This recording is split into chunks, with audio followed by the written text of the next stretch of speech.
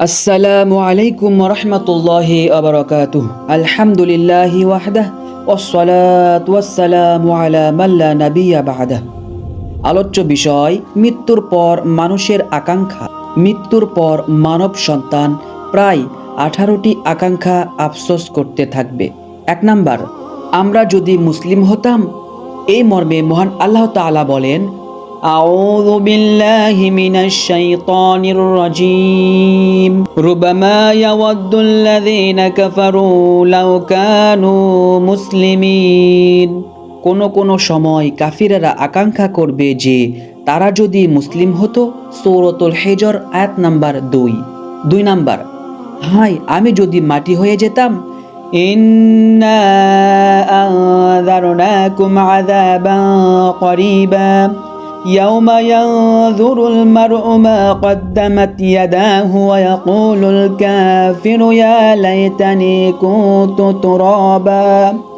নিশ্চয় আমি তোমাদেরকে একটি নিকটবর্তী আযাব সম্পর্কে সতর্ক করলাম, যেদিন মানুষ দেখতে পাবে তার দুহাত কি অগ্রে প্রেরণ করেছে এবং কাফির বলবে, হায় আমি যদি মাটি হতাম। সূরাতুন নাবা আয়াত নাম্বার 40। 3 নাম্বার, হায় যদি পরকালের জন্য কিছু করতাম। ইয়াকুলু ইয়া লাইতানি কদ্দামতু লিহায়াতি। সে বলবে, হায় যদি আমি কিছু আগে পাঠাতাম আমার এ জীবনের জন্য। সূরাতুল ফাজর আয়াত নাম্বার 24। 4 নাম্বার, হায় আমাকে যদি আমার আমলনামা না দেওয়া হতো। ওয়া আম্মা মান উতিয়া কিতাবাহু বিশিমালিহি ফায়াকুলু ইয়া লাইতানি লাম উতা কিতাবিয়া। কিন্তু যার আমলনামা তার বাম হাতে দেওয়া হবে, সে বলবে, হায় আমাকে যদি আমার আমলনামা না দেওয়া হতো। সূরাতুল হাক্কাহ আয়াত নাম্বার 25। 5 নাম্বার, হায় আমার কৃতকর্ম যদি না জানতাম। ওয়ালাম আদরি মা হিসাবিয়াহ। আর যদি আমি না জানতাম আমার হিসাব। সূরাতুল হাক্কাহ আয়াত নাম্বার 26। 6 নাম্বার, হায় মৃত্যুই যদি সবকিছু শেষ হতো। ইয়া লাইতাহা কানাতিল কাদিয়াহ। হায় মৃত্যুই যদি আমার চূড়ান্ত ফয়সালা হতো। সূরাতুল হাক্কাহ আয়াত নাম্বার 27। 7 নাম্বার, হায় আমি যদি ওকে বন্ধুরূপে গ্রহণ না করতাম। ইয়া ওয়াইলাতা লাইতানি লাম আত্তাখিয ফুলানান খলিলা। হায় আমার দুর্ভোগ, আমি যদি অমুককে বন্ধুরূপে গ্রহণ না করতাম। সূরাতুল ফুরকান আয়াত নাম্বার 28। 8 নাম্বার, হায় আমরা যদি আল্লাহ ও আল্লাহর রাসূল সাল্লাল্লাহু আলাইহি ওয়াসাল্লাম এর আনুগত্য করতাম। ইয়াউমা তুকাল্লাবু বুজুহুহুম ফিন-নারি ইয়াকুলুনা ইয়া লাইতানা আতা'না আল্লাহ ওয়া আতা'নার রাসূলা। যেদিন তাদের চেহারাগুলো আগুনে উপুর করে দেওয়া হবে, তারা বলবে, হায় আমরা যদি আল্লাহর আনুগত্য করতাম এবং রাসূলের আনুগত্য করতাম। সূরাতুল আহজাব আয়াত নাম্বার 66। 9 নাম্বার, হায় আমরা যদি বড়দের এবং নেতাদের অনুসরণ না করতাম। ওয়াকালু রাব্বানা ইন্না আতা'না সাদাতানা ওয়া কুবারা'ানা ফাদাল্লুনা সাবিলা। তারা আরো বলবে, হে আমাদের রব, আমরা আমাদের নেতৃবর্গ ও বিশিষ্ট লোকদের আনুগত্য করেছিলাম, তখন তারা আমাদেরকে পথভ্রষ্ট করেছিল। সূরাতুল আহজাব আয়াত নাম্বার 67। 10 নাম্বার, হায় আমি যদি রাসূলুল্লাহ সাল্লাল্লাহু আলাইহি ওয়াসাল্লাম এর পথ অবলম্বন করতাম। ওয়া ইয়াউমা ইয়া'উদ্দুয যালিমু আলা ইয়াদাইহি ইয়াকুলু ইয়া লাইতানি ইত্তাখাযতু মা'আর রাসূলি সাবিলা। আর সেদিন জালিম নিজের হাত দুটো কামড়িয়ে বলবে, হায় আমি যদি রাসূলের সাথে কোনো পথ অবলম্বন করতাম। সূরাতুল ফুরকান আয়াত নাম্বার 27। 11 নাম্বার, হায় আমিও যদি ঈমানদারগণের সঙ্গে থাকতাম, তাহলে বিরাট সফলতা লাভ করতে পারতাম। ওয়ালাইন আসাবাকুম ফাযলুম মিনাল্লাহি লায়াকুলান্না কাআল্লাম তাকুম বাইনাকুম ওয়া বাইনাহু মাওয়াদ্দাতুন ইয়া লাইতানি কুনতু মাআহুম ফাফুযা ফাওজান আযীমা।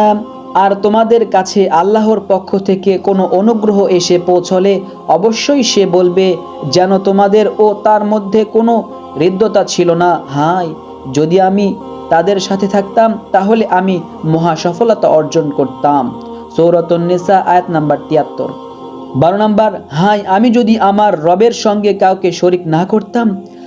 وأحيط بثمره فأصبح يقلب كفيه على ما أنفق فيها وهي خاوية على عروشها ويقول يا ليتني لم أشرك بربي أحدا। আর বিপর্যয়ে তার ফল ফলাদি ঘিরে ফেলা হলো, ফলে তাতে সে যা ব্যয় করেছিল তার জন্য আক্ষেপে হাত কচলাতে লাগলো এবং সেটি ধ্বংস হয়েছিল তার মাচার উপর। আর সে বলেছিল, হায় আক্ষেপ, আমি যদি আমার রবের সাথে কাউকে শরিক না করতাম। সূরাতুল কাহাফ আয়াত নাম্বার ৪২।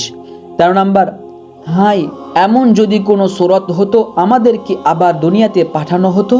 ولو ترى إذا وقفوا على النار فقالوا يا ليتنا نرد ولا نكذب بآيات ربنا ونكون من المؤمنين। আর যদি তুমি দেখতে যখন তাদেরকে আগুনের উপর আটকানো হবে তখন তারা বলবে, হায় যদি আমাদেরকে ফেরত পাঠানো হতো আর আমরা আমাদের রবের আয়াতসমূহ অস্বীকার না করতাম এবং আমরা মুমিনদের অন্তর্ভুক্ত হতাম। সূরাতুল আনআম আয়াত নাম্বার ২৭। ১৪ নাম্বার, হায় আমরা যদি আমাদের নিজেদের বিবেক বুদ্ধিকে কাজে লাগাতাম।